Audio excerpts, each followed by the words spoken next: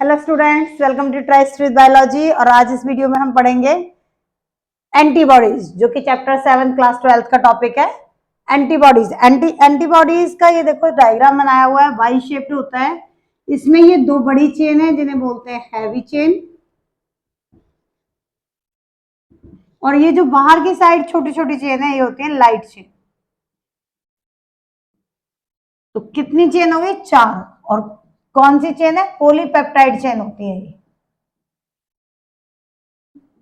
दो हैवी है और दो लाइट है, इसलिए 2H2L2 हो गया। ये जो SS लिखा हुआ है ये डाइसल्फाइड बॉन्ड से जुड़ते हैं।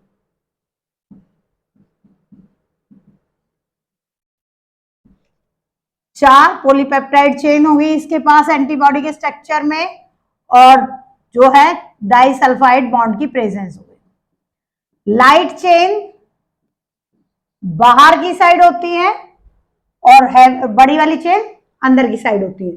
ये एंटीजन बाइंडिंग साइट है, जहां एंटीजन बाइंड होता है खत्म होने के लिए। दोनों के लाइट और हैवी चेन के बीच में क्रश हो जाता है, वो खत्म हो जाता है। ये जो है एंटीबॉडी, ये एक्चुअल में 4 टाइप्स की होती है। कौन कौन सी है? IgA, IgG, IgM और IgE। ये जो IG है, इस IG का मतलब होता है इम्यूनोग्लोबिन। प्रोटीन चेन है, प्रोटीन का बना होता है, आरबीसी के ऊपर प्रेजेंट होता है। इम्यूनोग्लोबिन ए कहां मिलता है? ये मिलता है मदर मिल्क में। इनिशियल डे,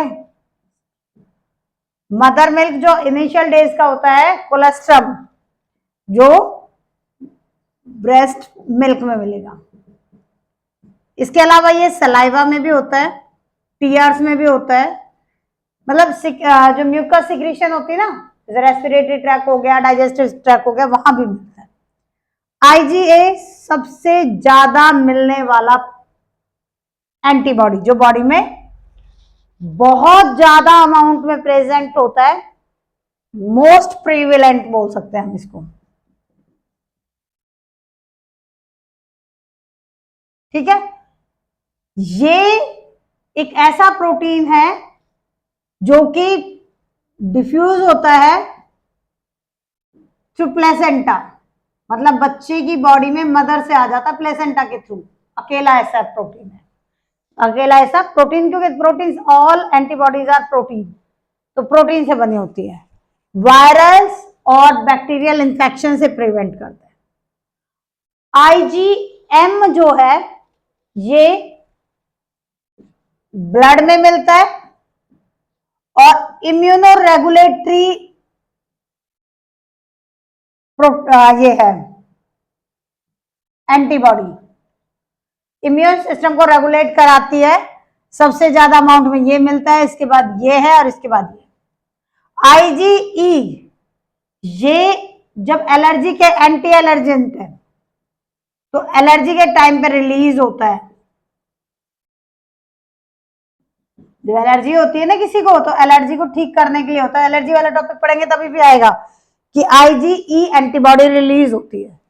तो इस एंटीबॉडी के स्ट्रक्चर में दो चीजें हम, ये 4 चीजें याद रख देना। एक तो ये कि वाई शेप्ड स्ट्रक्चर है, ये वाई बना है ना, तो वाई शेप्ड स्ट्रक्चर।